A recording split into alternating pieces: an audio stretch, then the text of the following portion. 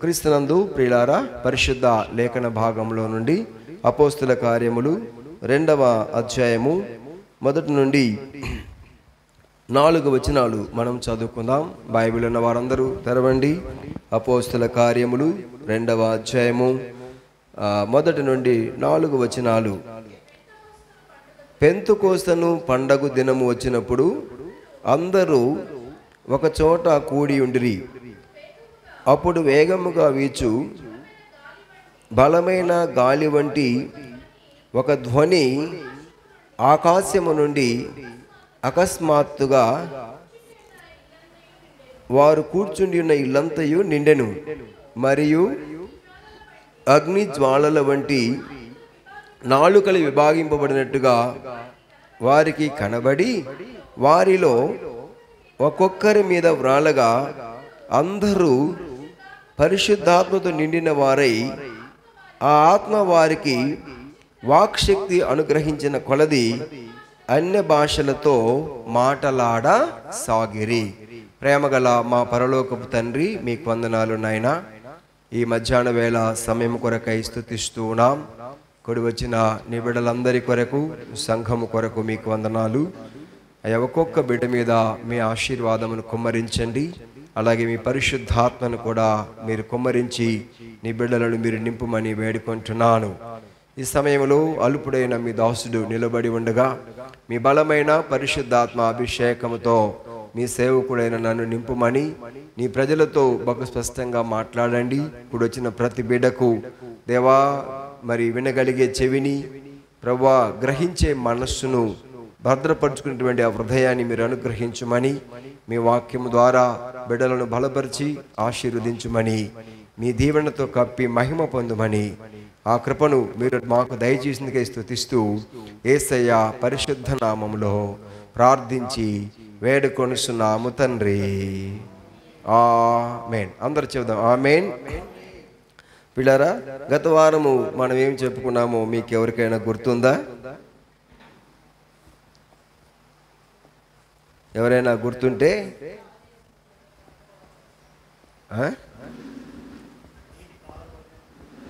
అదే నాకు కొంచెం గట్టిగా చెప్పాలి, పెద్దవాడిని అయిపోతున్నా కదా నేను. యెహోవా చేతిలో రాజు హృదయము నీటి కాలవల వలె ఉన్నది, ఆయన దానిని తన చిత్తవృత్తి యందు తిప్పును అన్నాడు. అంటే దేవుని చేతిలో రాజు యొక్క హృదయము, లేదా అధికారుల హృదయము, లేదా మనకు ఎవరైతే అవసరమేదో వారి హృదయం ఎవరి చేతిలో ఉంది? దేవుని చేతిలో ఉంది.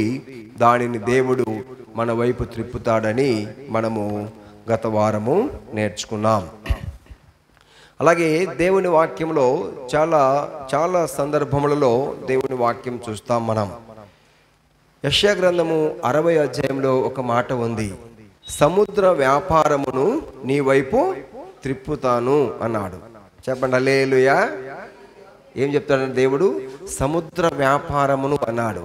ప్రపంచంలో ఎక్కువ వ్యాపారం జరిగేది సముద్రము మీదనే కదా. మనకు ఆయిల్ వచ్చేది, ఆహారం వచ్చేది, ఇంకా మనం ఇక్కడి నుండి పంపేది అన్నీ కూడా సముద్రం. ప్రపంచంలో ఎక్కువ ట్రాన్స్పోర్టేషన్ జరిగేది సముద్రం మీదనే కదా. ఓకే, కాబట్టి సముద్ర వ్యాపారమును అన్నాడు. అంటే దాని అర్థం ఏంటంటే, దేవుడు నేను నిన్ను ఆశీర్వదిస్తాను, బహుగా దీవిస్తాను, నేను ఈ లోకంలో ఉన్న అన్నీయు, లేకపోతే నీకు అవసరమైన అన్నీ కూడా నీ వైపు నేను త్రిప్పుతాను అని దేవుడు తన సంఘముతో పిల్లరా తెలియచేస్తున్నాడు.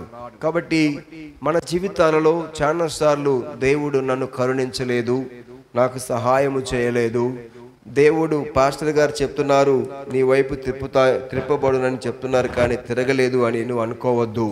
అయితే మొదటిగా నీవు దేవుని వైపు తిరగాలి. దేవుని వాక్యం చెప్తుందంటే, నీవు నా తట్టు తిరిగిన ఎడలా నేను నీ తట్టు తిరిగెదను అని వాక్యం మనము చూస్తున్నాం కదా. మొదట నా యొద్దకు రండి, అప్పుడు దేవుని యొద్దకు రండి, దేవుడు మీ యొద్దకు వచ్చును అంటాడు. యాకోబు పత్రిక 2వ అధ్యాయంలో మనం చూస్తే. కాబట్టి మనము మన వైపు ఈ లోకము తిరగాలి, మన వైపు ఆశీర్వాదాలు తిరగాలి, మన వైపు సముద్రం యొక్క వ్యాపారము తిరగాలి అంటే మనము దేవుని వైపు తిరగాలి. అందుకని నా యొద్దకు వచ్చి వాడిని నేనేమాత్రము త్రోసివేయను అన్నాడు. ఈ దినము మనము దేవుని వైపు ఎలా తిరగాలి? అసలు దేవుడేమిటి, లేకపోతే సంఘము, ఈ దినము సంఘమును గురించినటువంటి కొన్ని విషయాలను నేను మీతో పంచుకోవాలని ఆశిస్తూ ఉన్నాను. సంఘము అనే మాటను గ్రీక్ భాషలో ఎక్లేషియా అన్నారు. సంఘం అంటే ఏంటంట? ఎక్లేషియా అని అర్థము. ఎక్లేషియా అనగా అసెంబ్లీ లేకపోతే కాంగ్రిగేషన్, ఒక సమాజము, ఒక సమూహము అన్నారు. ఎక్లేషియా అనగా సంఘము అని బైబిల్ చక్కగా చెప్తుంది. బైబిల్లో 2 స్థలములలో ఎక్లేషియా అనే మాట వాడబడింది. మత్తయి సువార్త 16వ అధ్యాయము 18వ వచనంలో మనం ఈ మాటను చూస్తాం. ఎక్లేషియా అన్నాడు అంటే సంఘము. సంఘము అనే పదమునకు అర్థం ఏమిటంటే ఎక్లేషియా. ఎక్లేషియా అనగా చర్చి, ఇంగ్లీష్లో సంఘము చర్చ్ అన్నారు. అలాగే చర్చ్ అనేది ఇంగ్లీష్ మాట, ఓకే. సంఘము అంటే తెలుగు భాషలో ఉంది. సంఘము, సమాజము అని మనం చెప్పవచ్చు. ఎక్లేషియా అనే మాటకు ప్రియులారా సంఘము అనే అర్థము. సంఘము అనగా అర్థం ఏమిటి? సంఘము అంటే అర్థం ఏమిటంటే దీని యొక్క ఏమంటారు ఇంగ్లీష్ అర్థం ఏంటంటే ఎక్లేషియా అంటే కాల్డ్ అవుట్ అన్నాడు. ఏంటట?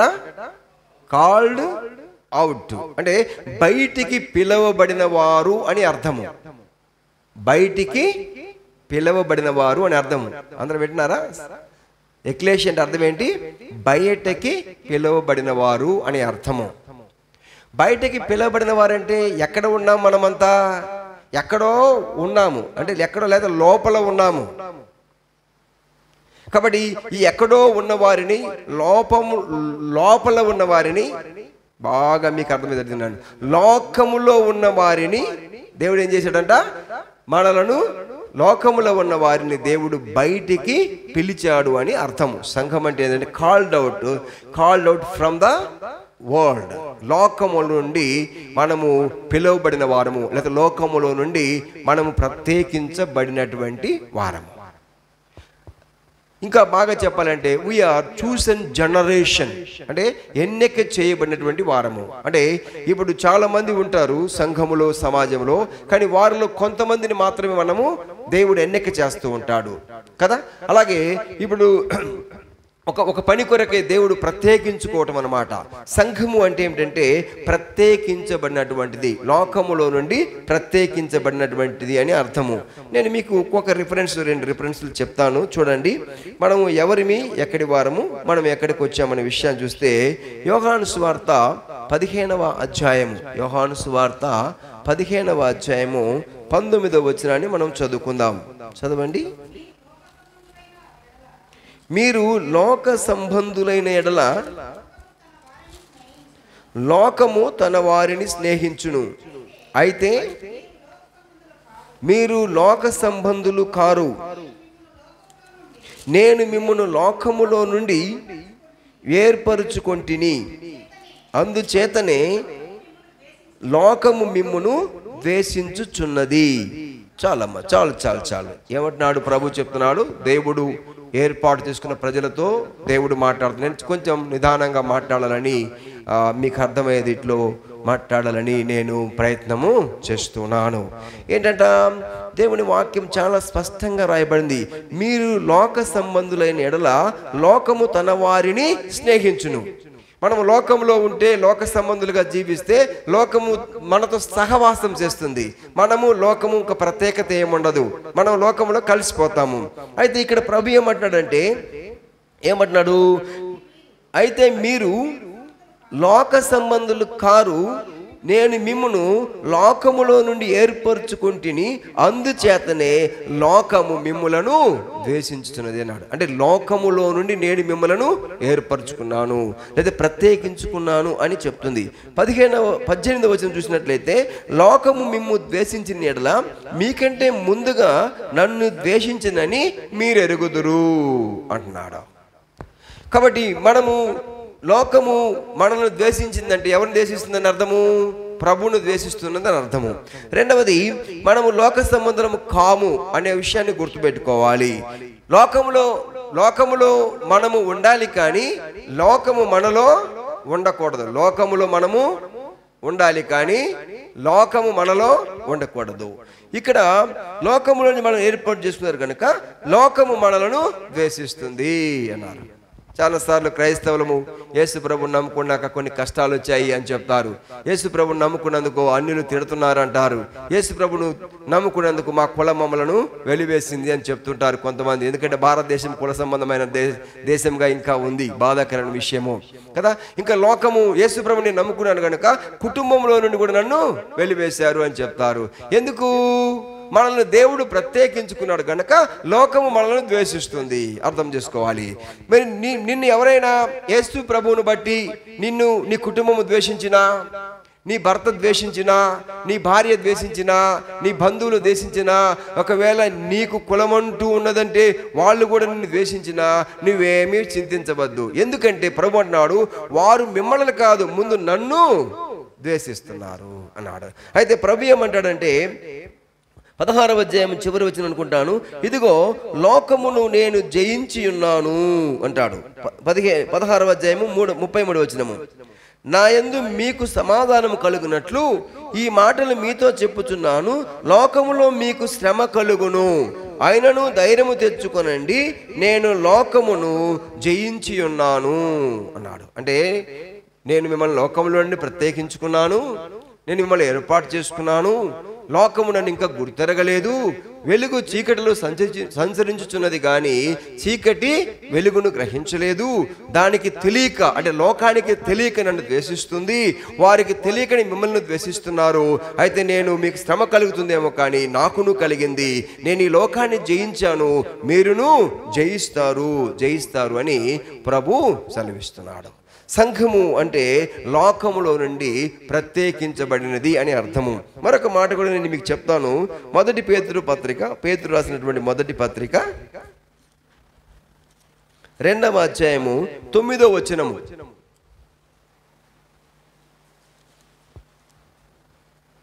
అయితే మీరు చీకటిలో నుండి ఆశ్చర్యకరమైన తన వెలుగులోనికి మిమ్మును పిలిచిన వాని గుణాతిశయములను ప్రచురము చేయ నిమిత్తము ఏర్పరచబడిన వంశమును, రాజులైన యాజక సమూహమును, పరిశుద్ధ జనమును, దేవుని సొత్తైన ప్రజలనై ఉన్నారు. ఒకప్పుడు ప్రజగా ఉండక ఇప్పుడు దేవుని ప్రజ అయితిరి, ఒకప్పుడు కనికరింపబడక ఇప్పుడు మీరు కనికరింపబడితిరి అన్నాడు. ఇక్కడ దేవుడు ఏం చెప్తున్నాడు సంఘమును గురించి? ఓ సంఘమా, అయితే మీరు చీకటిలో నుండి ఆశ్చర్యకరమైన తన వెలుగులోనికి మిమ్మును పిలిచిన వాని గుణాతిశయములను ప్రచురము చేయ నిమిత్తమై మీరు ఏర్పరచబడినటువంటి ఏర్పరచబడిన వంశమును, రాజులైన యాజక సమూహమును, పరిశుద్ధ జనమును, దేవుని సొత్తైన ప్రజలై ఉన్నారు అన్నాడు. దేవుడు మనల్ని ఏం చెప్తున్నాడంటే, క్రైస్తవ సంఘమును దేవుడు ఏమంటున్నాడంటే, మీరు ఏమై ఉన్నారంట? వెలుగులోనికి, ఆశ్చర్యకరమైన వెలుగులోనికి మిమ్మల్ని పిలిచాను నేను, మీరు ఏర్పరచబడినటువంటి వంశముగా ఉన్నారు, రాజుల సమూహములో యాజకులుగా ఉన్నారు. అంత మాత్రమే కాదు కానీ పరిశుద్ధ జనము, దేవుని సొత్తైన ప్రజలు. ఎవరంట మీరు? దేవుని సొత్తు. You are the property of God.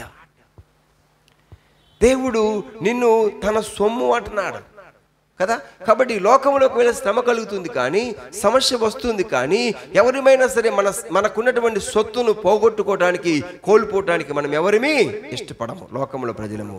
మరి నువ్వు దేవుని సొత్తు అయితే, దేవుని ప్రజలు నువ్వైతే, దేవుడు తన సొత్తును కాపాడుకుంటాడు, దేవుడు నిన్ను ఆశీర్వదిస్తాడు. కాబట్టి మనము చీకటిలో ఉన్నటువంటి, అంటే ఇప్పుడు మీకు ఇంకా బాగా అర్థం కావాలి, లోకం ఎక్కడ ఉంది? చీకటిలో ఉంది, అంధకారంలో ఉంది. అంటే వెలుగును గ్రహించలేదు. వెలుగు ఎవరు అంటే యేసుక్రీస్తు ప్రభు అయి ఉన్నాడు. వెలుగు ఎవరైనాడంటే దేవుడు అయి ఉన్నాడు. కానీ ఈ వెలుగును గ్రహించక లోకము చీకటిలోను, అంధకారములోను, మరణాంధకారంలో ఉండి ప్రియులారా, దేవుని కాక అనేక మంది దేవతలను, దేవులను చేసుకొని దేవునిని కాక అనగా సృష్టికర్తను మరచి సృష్టిని పూజ చేస్తూ ఉంది లోకము. మనమైతే దేవుని మహాకృపను బట్టి వెలుగులోనికి వచ్చాము, సృష్టికర్త అయినటువంటి దేవునిని మనం తెలుసుకున్నామని ప్రభువు పేరట మీకు తెలియజేస్తున్నాను. మరి మనం ఎక్కడికి పిలువబడ్డాము? సంఘం అనగా దేవుని వాక్యం మనకేం చెప్తుందంటే లోకములోంచి పిలువబట్ట మాత్రమే కాదు, మనము దేవుని ప్రజలము, దేవుని సొత్తుగా ఉన్నాము అనగా ఇంకా బాగా చెప్తుంది వాక్యము ప్రియులారా, మనము దేవుని యొక్క శరీరము అన్నాడు. సంఘం అంటే ఏంటంట, we are the body of Christ, అంటే క్రీస్తు యొక్క శరీరము అన్నాడు. క్రీస్తు యొక్క శరీరము. మొదటి కొరింథీ రాసిన పత్రిక 15వ అధ్యాయము మనం చూస్తే 12వ అధ్యాయం 12వ వచనం చదివినట్లయితే మనం అక్కడ రాయబడిన మాట, you are the body of Christ అన్నాడు. అమ్మ చాలు నేను చెప్తాను సమయాన్ని బట్టి. ఏంటంటే మీరు చదివితే అక్కడ నుంచి మీకు అర్థమవుతుంది మనం ఎవరిమంట, we are the body of Christ. ఎపిసి రాసిన పత్రికలో కూడా మనం చూస్తే అక్కడ ప్రభు ఏమంటాడంటే 22వ అధ్యాయంలో చూడండి, ఎపిసి రాసిన పత్రిక 5వ అధ్యాయం 22వ వచనము, స్త్రీలారా ప్రభువునకు వలె మీ సొంత పురుషులకు లోబడి ఉండండి. ఏంటంట, లోబడి ఉండండి. చదవమ్మా. క్రీస్తు ఏమైనాడు ఈ మాట, క్రీస్తు సంఘమునకు శిరస్సయ్యున్నలాగున పురుషుడు భార్యకు శిరస్సయ్యున్నాడు.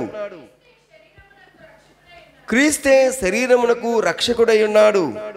సంఘము క్రీస్తునకు లోబడినట్టుగా భార్యలు కూడా ప్రతి విషయములోనూ తమ పురుషులకు లోబడవలెను. పురుషులారా మీరును మీ భార్యలను ప్రేమించుడి. అటువలే క్రీస్తు కూడా సంఘమును ప్రేమించి అది కలంకమైనను మడత అయినను అటుది మరి ఏదైనా లేక పరిశుద్ధమైనది గాను నిర్దోషమైనది గాను దాని మహిమగల సంఘముగాను ఆయన తన ఎదుట దానిని నిలవబెట్టుకొనవలెనని వాక్యముతో ఉదక స్నానము చేత దానిని పవిత్రపరచి పరిశుద్ధపరచుటకై దాని కొరకు తన్ను తాను అప్పగించుకొనెను. హల్లెలూయా. అందరు చెప్పాలి హల్లెలూయా. ఏంటంటే సంఘము, ఇక్కడ దేవుడు సంఘమును చాలా చక్కగా పోలుస్తున్నాడు. ఇక్కడ ఏమన్నాడు, స్త్రీలారా మీ స్వపురుషులకు లోబడి ఉండండి. ఇది చాలా ప్రాముఖ్యమైన మాట. అందరూ స్త్రీలు వివాహమైన వారు తెలుసుకోవాల్సిన విషయం ఏంటంటే, మీరు మీ భర్తలకు లోబడి ఉండమని బైబిల్ ఖచ్చితంగా చెబుతుంది. అలాగే భర్తలు భార్యలు ఏం చేయాలంట, ప్రేమించాలి. చాలా సార్లు మనం అప్పుడప్పుడు వింటాము, నా భర్త నన్ను ప్రేమించలేదు అని స్త్రీలు కంప్లైంట్ చెప్తే పురుషులు వచ్చి నా భార్య నా మాట వినలేదు. రెండు పోటీగా సాగిపోతున్నాయి. వాక్యం చెబుతుంది, నీవు లోబడు, నీ భర్త నిన్ను ప్రేమిస్తాడు. క్రమము దేవుడు మనకు ఇచ్చాడు. ఇక్కడ ఈ దినము నా అంశం అది కాదు, కానీ అలాగే పురుషుడు ఎలా ప్రేమించాలంట ఆ మాట కూడా చెప్పాలి. ఆ మాట కూడా చెప్పి నేను ముందుకెళ్తాను. ఎలా ప్రేమించాలంట, క్రీస్తు సంఘమును ప్రేమించాడు. క్రీస్తు సంఘమును ప్రేమించి అది కలంకమైనను ముడత అయినను అట్టిది మరేదైనను ఉండకుండా కొరకై క్రీస్తు దాని కొరకు అనగా సంఘము కొరకై తన్ను తాను అప్పగించుకొనెను. ఇంకా బాగా చెప్పండి, అర్పించుకొనెను అని వ్రాయబడింది. అంటే తన ప్రాణము ఇచ్చాడు. పురుషులు కూడా తన భార్యను ఎలా చేయాలంట, అలా ప్రేమింప బద్ధుడైనాడు కదా. చిన్న చిన్న విషయాలకు మనము ఎప్పుడు కూడా భార్యలను నిందించడము, అవమానపరచడము చేయకూడదు. ఈ విషయాన్ని పురుషులు బాగా గమనించాలి. ప్రేమ దోషములను కప్పుతుంది.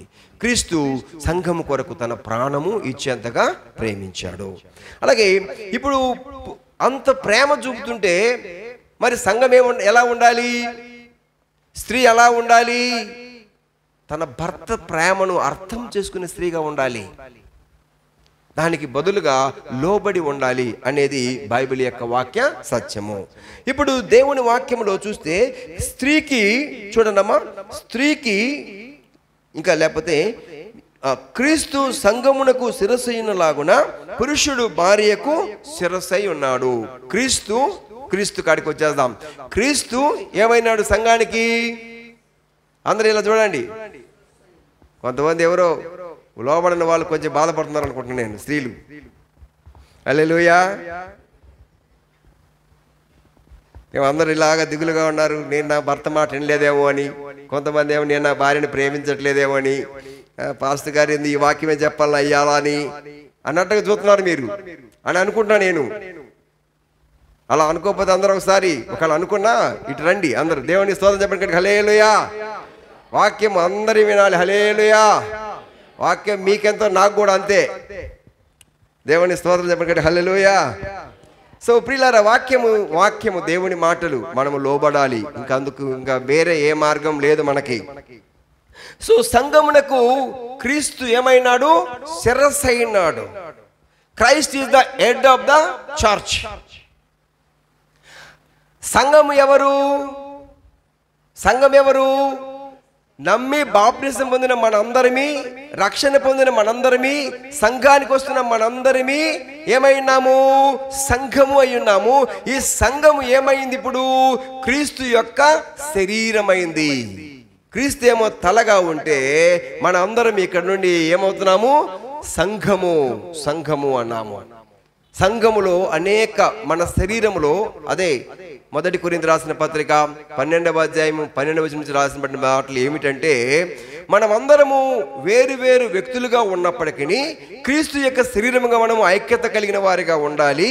మన శరీరములో ఒక్కొక్క అవయవము ఎలాంటి పని కలిగి ఉందో మనము కూడా అలాగున పని చేయబద్ధులమై ఉన్నాము అని వివరిస్తుంది. మన శరీరంలో చూడండి, మన శరీరంలో ఏమేమి ఉన్నాయి కదా? చేతులు ఉన్నాయి, కాళ్ళు ఉన్నాయి కదా, ఎన్నో అవయవాలు. మన మిషన్ అంతా పని చేయాలి కదా. ఇవన్నీ కూడా ఉన్నాయి కాబట్టే మనం ఏమైనాము? ఒక శరీరమైనాము. కాలు నేను నీ శరీరంలో ఉండను అనుకుంటే ఏమవుతుంది? శరీరము నేను నీతో ఉండను అనుకుంటే ఏమవుతుంది? చెప్పండి, ఏమవుతుంది? ఒకవేళ ఎవరికైనా, కొంతమంది, నేను ఇటీవల ఒకళ్ళిద్దరు నేను చూశాను, బాధ కలిగింది. ప్రియరా, షుగర్ వచ్చింది ఒక ఆయనకి, ప్రాబ్లం అయిపోయి 2 కాళ్ళు తీసేసేసారు. 2 కాళ్ళు తీసేసారు. ఎంత బెస్ట్. ఇప్పుడు ఆ కాళ్ళు ఎక్కడున్నాయి? 2 కాళ్ళు తీయడం అంటే కొద్దిగా కాదు, దాదాపుగా మోకాళ్ళు పైకి తీశారు. షుగర్ అంత ప్రమాదకరమైంది. జాగ్రత్తగా ఉండాలి ఆరోగ్య విషయంలో, తినే విషయంలో.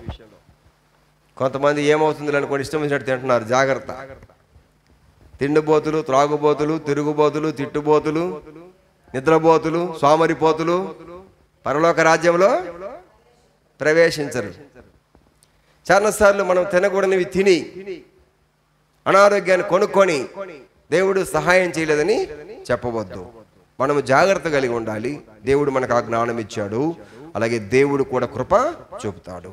దేవుడు చేయవద్దన్నది మనం చేసి తర్వాత దేవుడు సహాయం చేయలేదని ఎవరిని కూడా చెప్పకూడదు. దేవుడు చెప్పినట్టుగా చేసి నువ్వు దేవుడిని అడుగు.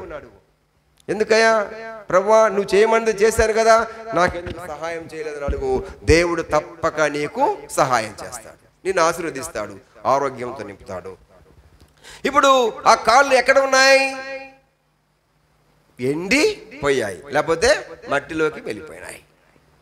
ఇప్పుడు సంఘములో ఉన్న మనము, దేవుని పిల్లల మనము చాలాసార్లు అనుకుంటాము, సంఘముతో నాకేం పని అంటే, క్రీస్తు యొక్క శరీరంతో నాకేం పని, నేనెందుకు ముందెళ్ళాలి, నేనెందుకు పని చేయాలి, నేనెందుకు ప్రార్థన చేయాలి, నేనెందుకు దేవుని కోసం సేవ కొరకై కానుకివ్వాలి, ఎంతమంది ఇస్తున్నారు కదా, నాకేం పని అనుకొని ప్రియులారా, సంఘములో ఉన్న కొంతమంది ఏమవుతున్నారు? వెనకబడిపోతున్నారు. అప్పుడు ఏమైపోతారు? వాక్యం చెప్తుంది, ఎండిపోతారు. నాకు వేరుగా ఉండి మీరేమీ చేయలేరు అని వాక్యం చెబుతుంది. అంటే ఇప్పుడు బాగా మనం అర్థం చేసుకోవాలి ప్రియులారా, మనం ఎవరిమి అంటే క్రీస్తు యొక్క శరీరము. We are the body of Christ. నీవు క్రీస్తు యొక్క శరీరము అయితే, ఇప్పుడు మీరు చెప్పండి, క్రీస్తు నీకు తలగా ఉంటే, నువ్వు క్రీస్తు యొక్క శరీరం అయితే, ఇప్పుడు క్రీస్తులో ఉన్నటువంటి ఆ ప్రభావం అంతా కూడా నీలోనికి వస్తుంది. హల్లెలూయా. రక్తస్రావం కలిగిన స్త్రీ వచ్చి ఏం చేసింది? యేసు ప్రభు యొక్క అంగీని పట్టుకుంది, వస్త్రపు చెంగును ముట్టింది. ఇప్పుడు ఆయనలో ఉన్న ప్రభావము ఆమెలోనికి వెళ్ళి ఆమె రక్తధార కట్టింది, స్వస్థత కలిగింది. హల్లెలూయా. అంటే ఇప్పుడు నీవు క్రీస్తు యొక్క శరీరంలో ఉంటే, క్రీస్తు యొక్క సంఘములో అతకబడి ఉంటే, ఇప్పుడు నీలోనికి క్రీస్తు యొక్క ప్రభావం వస్తుంది. నీలో క్రీస్తు ప్రేమ ఉంటుంది, నీలో క్రీస్తు యొక్క క్షమాపణ గుణం ఉంటుంది, నీలో క్రీస్తు యొక్క పరిశుద్ధత ఉంటుంది. నేను పరిశుద్ధులను కనుక మీరును పరిశుద్ధులై ఉండండి అని వాక్యం చెబుతుంది. నువ్వు నిజంగా విశ్వాసివైతే, సంఘ బిడ్డవైతే, క్రీస్తు యొక్క రక్తంలో కడగబడినటువంటి వ్యక్తివైతే, మారు మనసు మంది పాపక్షమాపణ పొందిన బిడ్డగా ఉన్నట్లయితే నువ్వు పరిశుద్ధంగా ఉంటావు. ప్రభు యొక్క ప్రేమ నీలో ఉంటుంది. నీవు లోకానికి వేరుగా ఉంటావు. నువ్వు ప్రత్యేకించబడిన వ్యక్తిగా ఉంటావు. ఇప్పుడు నీవు లోకంలోనికి వెళ్ళినప్పుడు లోకము నిన్ను చూసి గుర్తెరుగుతూ ఉంది. దేవుని స్తోత్రం చెప్పడానికి హల్లెలూయా. ఒకవేళ నువ్వు లోకంలాగే ఉన్నట్లయితే నీకు లోకానికి వేరు తేడా ఏమీ కనబడదు. అంటే నువ్వు ఒక క్రైస్తవుడు అయిన తర్వాత నువ్వు ఎలా ఉండాలంటే నీవు లోకంతో మిక్స్ అవ్వకూడదు. ఎందుకు కాకూడదంటే చూడండి, యోహాను మొదటి పత్రిక, యోహాను రాసిన మొదటి పత్రిక 2వ అధ్యాయము 17వ వచనం నుండి మనం చదువుకుందాం. అమ్మా, యోహాను మొదటి పత్రిక చూడండి. దేవుడు ఏం చెప్తున్నాడు క్రైస్తవులకు, బాగా విశ్వాసులైన వారందరూ చెప్తున్నాడు. చాలా కష్టమైన విషయాలు ఇవి. ఈ లోకమునైనను లోకములో ఉన్న వాటినైనను ప్రేమింపకుడి. ఎవడైనను లోకమును ప్రేమించిన ఎడల తండ్రి ప్రేమ వానిలో ఉండదు. లోకములో ఉన్నదంతయు అనగా శరీరాశయు, నేత్రాశయు, జీవపు డంబమును తండ్రి వలన పుట్టినవి కావు, అవి లోక సంబంధమైనవి అన్నాడు. చాలా స్పష్టంగా చెప్తున్నాడు, అవి లోక సంబంధమైనవి. ఏమంటున్నాడు దేవుడు? ఇప్పుడు క్రైస్తవ సంఘము ప్రియులారా బాగా చెప్పండి, మీరు బాగా ఆలోచించండి. మనం చాలాసార్లు అనుకుంటున్నాం కానీ ఇప్పుడు క్రైస్తవ సంఘం అంతా లోకముతో మిక్స్ అయిపోయింది, లోకంలో కలిసిపోయింది. లోకస్తులకు క్రైస్తవులకు పెద్ద తేడా ఏం కనపట్లేదు. కొన్ని సంఘములలో అయితే అసలు లోకమే ఉంటుంది. మనము లోకానికి వేరే జీవించాలని ప్రభు చెప్తున్నాడు. లోకములో ఉన్నదంతయు శరీరాశ, నేత్రాశ, జీవపు డంబము, అవి తండ్రి వలన పుట్టినవి కాదు. మీరు లోకానికి వేరుగా బ్రతకండి అని ప్రభు చెబుతా ఉంటే చాలాసార్లు కొంతమంది సేవకులు అలా ఉంటే సంఘానికి ఎవరు రారని లోకం అంతటిని తీసుకుని వచ్చి సంఘములో పెట్టేస్తున్నారు. లోకమునకు సంఘమునకు చాలా తేడా ఉంది. ప్రియ దేవుని సంగమా, దేవుడు మాట్లాడుతున్నాడు ఉదయ కాల సమయంలో, ఎవడైనను లోకమును ప్రేమించిన యెడల తండ్రి ప్రేమ వాడిలో ఉండదు. ఈ లోకములోనైనను లోకములో ఉన్న వాటినైనను ప్రేమింపకుడి అని అంటున్నాడు. ఎలా ఉండాలి? కొన్నిసార్లు మనల్ని లోకము ఆకర్షిస్తూ ఉంటుంది ప్రియులారా. కానీ ప్రభు మనలో ఉంటే, నువ్వు క్రీస్తు యొక్క శరీరంగా అతకబడి ఉంటే నీవు తప్పకుండా ఉండగలుగుతావు. అలా ఉండగలిగితే అద్భుతమైన ఆశీర్వాదాన్ని పొందుతావు. అవి మనము విందాము. చూడండి, లోకంలో ఉన్నది ఏంటంట? శరీరాశ, నేత్రాశ, జీవపు డంబము. శరీరాశ ఎప్పుడు ఏమి తిందామా, ఏమి త్రాగుదామా, ఏమి ధరించుకుందామా, వాళ్ళకి అది ఉండనే మాకు ఇది లేకపోయినే, ఇట్లాంటి అన్ని ఆలోచనలు, దురాశ, ఇంకా లేకపోతే ఎన్నెన్నో ప్రియులు మనకు కలుగుతూ ఉంటాయి. అవి మనం వదిలిపెట్టాలి అని చెప్తుంది బైబిలు. అది కష్టమైన విషయమే, కానీ దేవుని వాక్యం చెబుతుంది నీవు క్రీస్తు నీకు స్థలగా, అంటే నీకు ఎడ్డుగా ఉన్నట్లయితే క్రీస్తు యొక్క ఆలోచన నీకు కలుగుతుంది, క్రీస్తు యొక్క తలంపు నీకు కలుగుతా ఉంది. తద్వారా నీవు లోకమును జయించగలుగుతావు. నీ శరీరాశను వదిలిపెట్టగలుగుతావు. నేత్రాశ, అన్ని చూడకూడనివన్నీ చూడాలని మనకు ఎక్కువగా కోరికలు కదా కలుగుతా ఉంది. తర్వాత ఇంకేంటమ్మా? జీవపు డంబము, గర్వము, అతిశయము. మాకు అది ఉంది, మాకు ఇది ఉంది, వాళ్ళకి అది లేదు, వీళ్ళకి ఇది లేదు, ఇలాంటివి ఎక్కువగా చెప్తా ఉంటారు. లోకంలో మనకున్న ఎన్ని ఒక్కసారి ఎగ్జిబిట్ చేయడానికి, ప్రదర్శన చేస్తానికి చూస్తూ ఉంటాం కదా. కొన్నిసార్లు ప్రియులారా చాలా మంది, ముఖ్యంగా స్త్రీలు, దేవుని యొక్క వాక్యం చెబుతుంది ఎగ్జిబిట్ చేయడానికి, మాకు అది ఉంది, ఇది చెప్పడానికి అన్ని కూడాను చెప్తా ఉంటారు. సో గమనించండి. అయితే దేవుని వాక్యం చెబుతుంది లోకమును దాని ఆశయు ఏమైపోతాయమ్మా? గతించిపోవును గాని దేవుని చిత్తమును జరిగించువాడు నిరంతరము నిలిచి. లోకమును దాని ఆశ ఏమైపోతుందంట? గతించిపోతుంది. ఇటీవల అంతలక్క ఫ్లడ్స్ వస్తూ ఉన్నాయి, వరదలు వస్తూ ఉన్నాయి.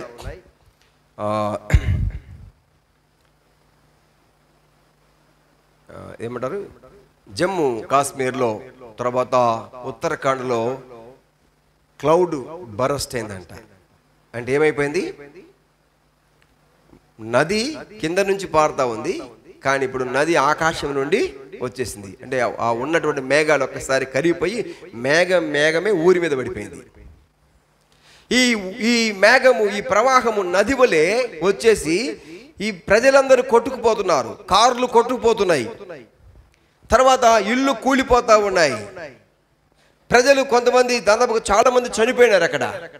ఇప్పుడు ఇందులో పేదవాళ్ళు ఉన్నారు, ధనవంతులు ఉన్నారు, రోజు పంచభక్ష పరమాణాలు తినే వాళ్ళు ఉన్నారు, ఒక పూట గంజి కొరకు ఎదురు చూసే వాళ్ళు కూడా ఉన్నారు. ఇప్పుడు అందరూ ఏకమైపోయినారు. మిగిలిన వారందరూ ఎవరైనా కొంచెం పులిహార ప్యాకెట్ పొట్ల విసిరేస్తారేమో చూస్తూ ఉన్నారు. ఎవరున్నారు? ఇల్లు ధనవంతులు ఎదురు చూస్తూ ఉన్నారు, పేదవారు ఎట్లా ఎదురు చూస్తారు. అంటే ఈ ప్రకృతి వైపరీత్యం ఏం చేసింది, అందరినీ మిక్స్ చేసేసింది. అంతకుముందు నేను గొప్పవాడును, అధికుడును, వాడు పేదవాడు, నా దగ్గర పనిచేసేవాడు, లేకపోతే నేను ఈరుడిని సూర్యుడిని ఏమేమో చెప్పుకున్న వ్యక్తి ఇప్పుడు పేదవాళ్ళతో పాటు లైన్లో నిలబడి అయ్యా ఆకలి ఆకలి అని అరుస్తున్నారు. లోకమును దాని ఆశ ఏమైపోతాయంటమ్మా, గతించిపోతాయి, కానీ దేవుని చిత్తము జరిగించువాడు నిరంతరము నిలుచును. దేవుని స్తోత్రం చెప్పడం. హల్లెలూయా. పిల్లరా, మనము దేవుని పిల్లలము, దేవునిని పోలి నడుచుకోవాలి.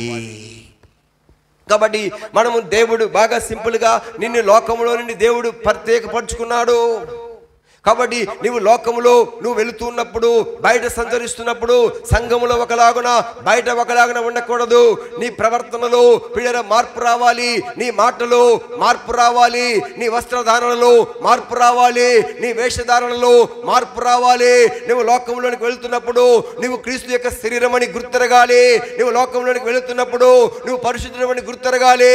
ఇదిగో నీ ప్రవర్తనలో సరిగా కనపడాలి. నీవు లోకములో నడుస్తూ ఉన్నప్పుడు, లోకము నిన్ను చూసినప్పుడు, ఇదిగో ఈ మనిషి ఇంతకు ముందు వలే లేదు, ఈమెలో ఒక ప్రత్యేకత కనపడుతుంది. ఇంతకుముందు మనతో ఉన్న సహోదరుడే కదా ఇతను, ఇంతకుముందు తన ఇష్టం వచ్చినట్టుగా మాట్లాడేవాడు కదా, తన నోరు అదుపులో ఉండేది కాదు కదా. ఇప్పుడు ఏంటి, చక్కగా మాట్లాడుతున్నాడు, మంచిగా మాట్లాడుతున్నాడు, న్యాయంగా మాట్లాడుతున్నాడు, యథార్థంగా మాట్లాడుతున్నాడు. ఇతని వస్త్రాల్లో కూడా ఏదో తేడా కనపడుతుంది.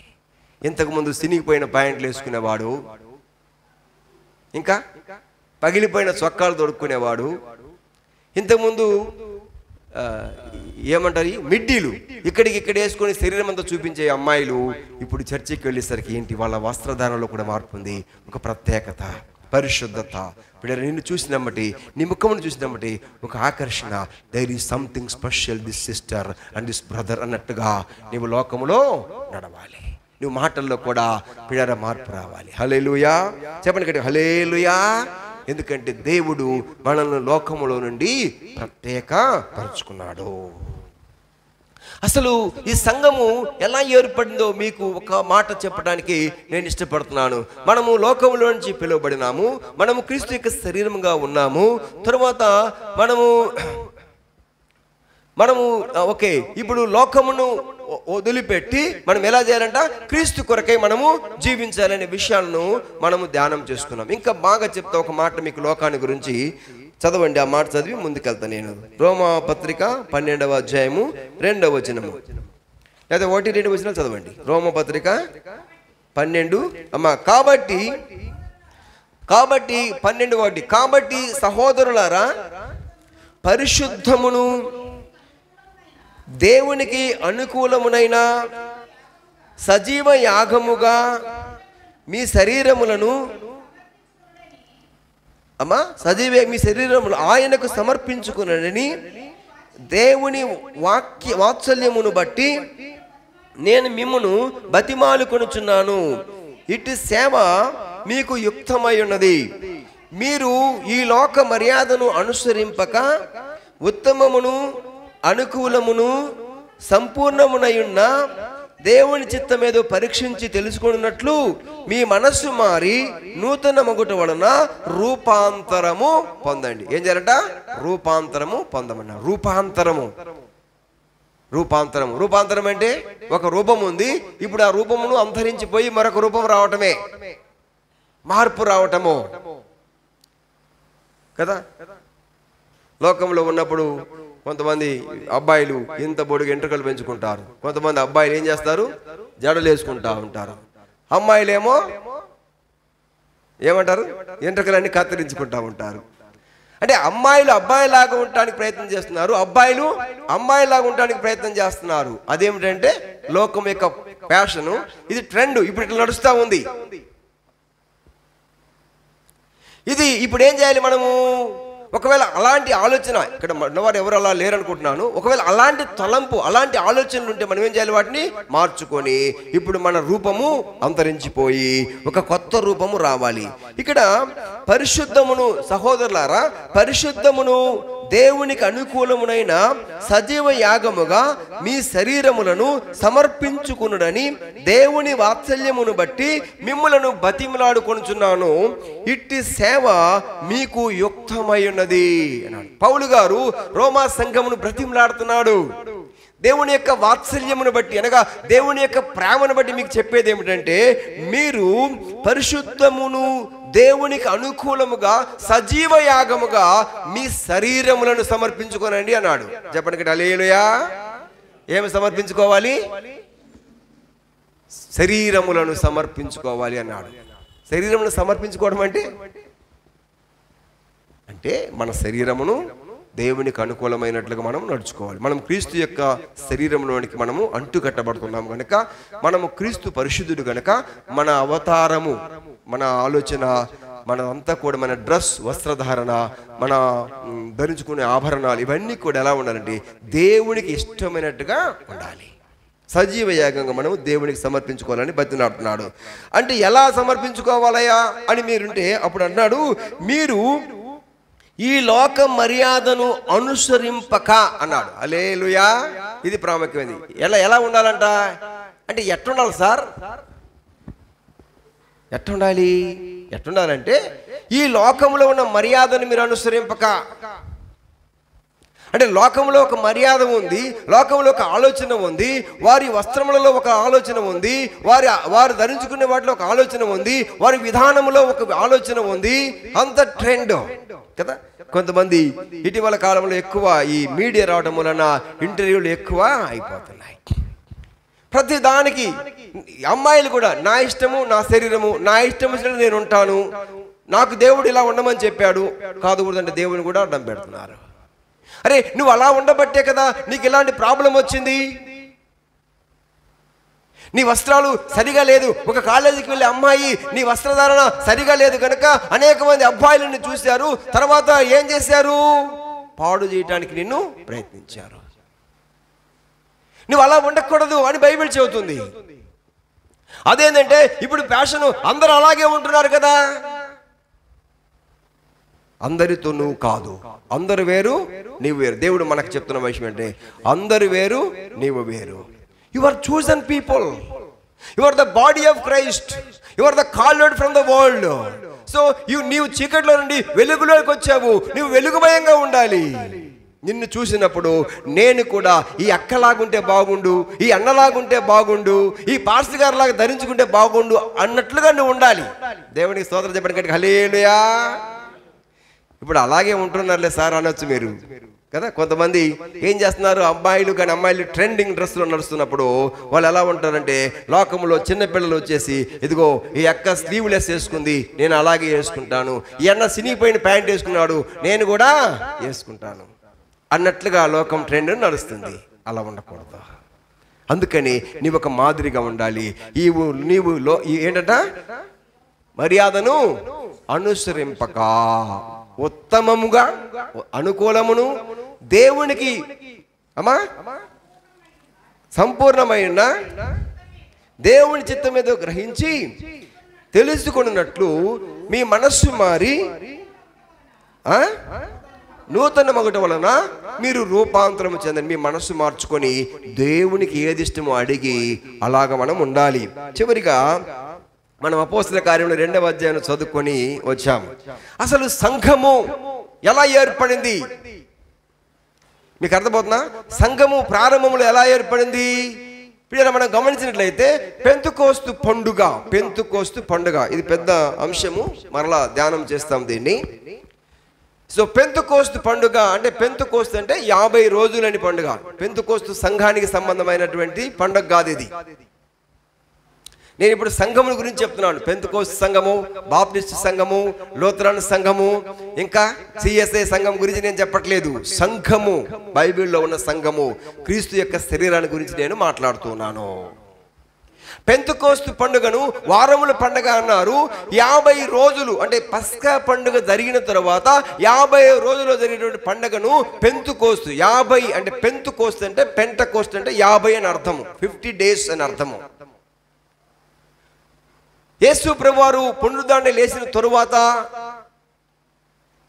50వ రోజున ఈ పెంతుకోస్తు పండుగ జరిగింది.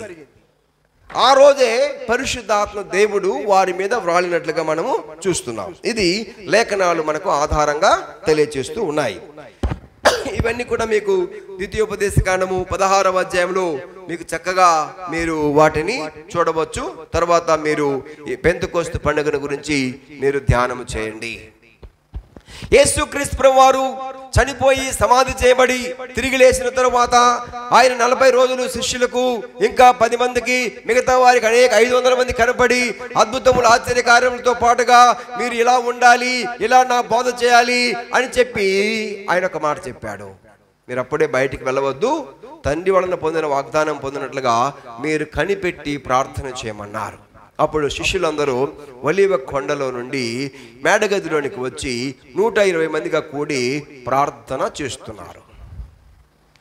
అదే సమయంలో ఒక 10 దినాలు 9 దినాలు ప్రార్థన చేస్తూ ఉన్నారు. 10వ దినంలో జరిగినటువంటి అద్భుతం ఏమిటంటే ఆ రోజు పెంతుకోస్తు పండుగ వచ్చింది. దానిని ప్రథమ ఫలముల పండుగ అని కూడా అంటారు. ప్రథమ ఫలముల పండుగ అంటే ప్రథమ ఫలములు దేవునికి, ప్రథమ ఫలము దేవునికి ఇవ్వాలని వాక్యం చెబుతుంది. ఈ పండుగలో ఇశ్రాయేలు ప్రజలు అన్న యూదులైన వారందరూ ఏ దేశంలో ఉన్నా వారందరూ కూడాను ఈ పెంతెకోస్తు పండుగ దినమున యెరూషలేమునకు వచ్చి దేవాలయములో వారి యొక్క తమ ప్రథమ ఫలములను, మొదటిగా పండిన పంటను వారు దేవునికి సమర్పించుకునేవారు. ఆ రోజు పిల్లరా ఈ పెంతెకోస్తు పండుగ దినమున యూరోప్ నుండి, ఆఫ్రికా నుండి, ఆసియా నుండి, ఆ రోజు 3 ఖండాలే ఉండేవి అప్పుడు. ఇంకా అన్ని దేశాల పేర్లు ఇక్కడ రాయబడ్డాయి. అనేక మంది ప్రజలు, వేల మంది ప్రజలు ఈ పెంతెకోస్తు పండుగ దినమున దేవునికి కానుక సమర్పించడం కొరకు, మొక్కుబడి తీర్చుకుంటే కొరకై యెరూషలేమునకు వచ్చారు. ఈ సమయంలో ఈ 120 మంది 12 మంది శిష్యులతో పాటు మిగతా వారు అక్కడ చేరి ప్రార్థన చేస్తున్నప్పుడు ఒకసారి ఆకాశము తెరవబడింది.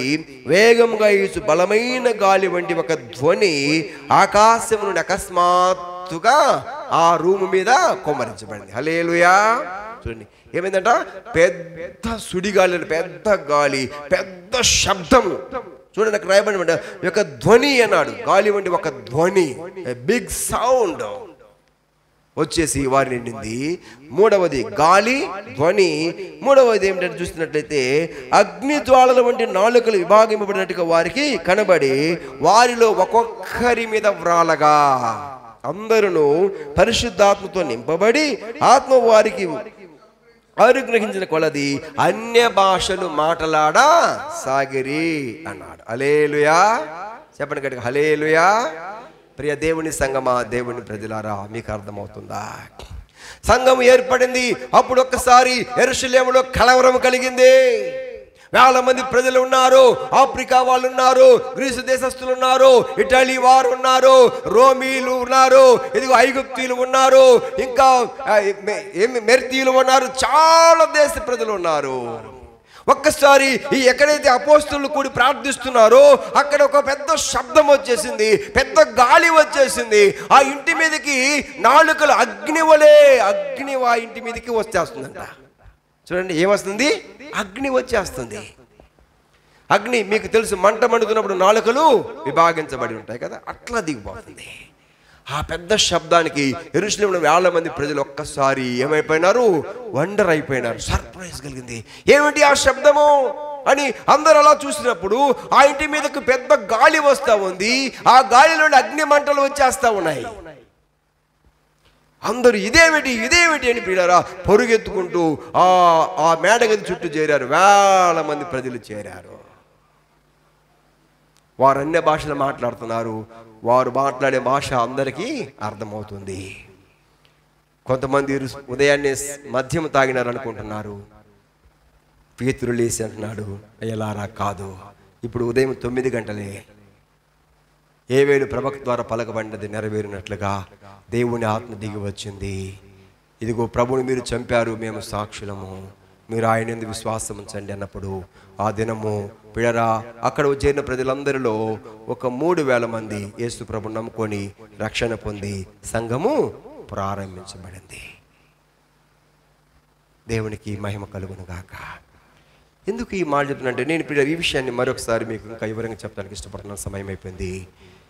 ఒక్కసారి సంఘమును చూసి, ఆ రోజు సంఘమును చూసి ఏమైపోయింది మీకు అర్థమవుతుందా? సంఘం అంటే ఈరోజు మౌనంగా అలేలే చెప్పమంటే చెబితే ఏమైద్దో, ఏమని అనుకుంటారేమో, ఇట్లా అనకూడదేమో. ఆ రోజు ఏం జరిగింది? సంఘం ఏర్పడినప్పుడు ఎలా ఉంది? ఒక పెద్ద శబ్దం కలిగింది, అగ్ని దిగి వచ్చింది, అన్య భాషలు మాట్లాడుతున్నారు. Speaking thanks, something special. ప్రజలు చూసినప్పుడు వారికి ఇదేందో వింతగా కనపడింది, సంఘము ఆశ్చర్యంగా కనపడింది. ఏమిటి ఇలా జరుగుతూ ఉంది, అయ్యో ఇది ఎప్పుడు చూడలేదే, వామో ఏమైంది, ఎందుకు అయిపోయిందని అందరూ పరుగెత్తుకుంటూ వచ్చారు అక్కడికి. ఈరోజు నీవు సంఘము, నువ్వు దేవుని బిడ్డవు, దేవుని కుమారుడవు, క్రీస్తు యొక్క శరీరము నీవు. నిన్ను చూసి ఎవరైనా ఆకర్షించబడుతున్నారా? నువ్వు లోకంలోనికి వెళ్తున్నప్పుడు ఎప్పుడన్నా కదా దేవుని మహిమ కొరకు ఉంటున్నావా? మనం ఆలోచిస్తే ప్రియారా, మనము సంఘము ఎలా ఉందో మనకు అర్థమవుతుంది. కాబట్టి సంఘం అనగా ప్రత్యేకంగా ఉండాలి. మనల్ని చూసి ప్రజలు మన వైపు ఆకర్షించబడేటట్టుగా మనం ఉండాలి అని చెప్పడానికి నేను ఇష్టపడుతున్నాను. పెంతెకోస్తు పండగ దినమున జరిగిన సంఘ ఏర్పాటును గురించి ప్రభు చిత్తమైతే మరలా నేర్చుకుందాము. కాబట్టి మనము లోకం నుంచి ఏర్పాటు చేయబడ్డ వారము, మనం ఒక ప్రత్యేకంగా ఉండాలి. నిన్ను చూసి లోకం ఆకర్షించబడాలి. నిన్ను లోకం చూసినప్పుడు నీలో ఒక ప్రత్యేకత కనబడాలని, నువ్వు క్రీస్తు శరీరంగా ఉండి ఆయన ప్రభావంతో నింపబడాలని తెలియజేస్తూ నా మాటలు ముగిస్తున్నాను. దేవుడు మిమ్మలను దీవించును గాక. ఆమేన్.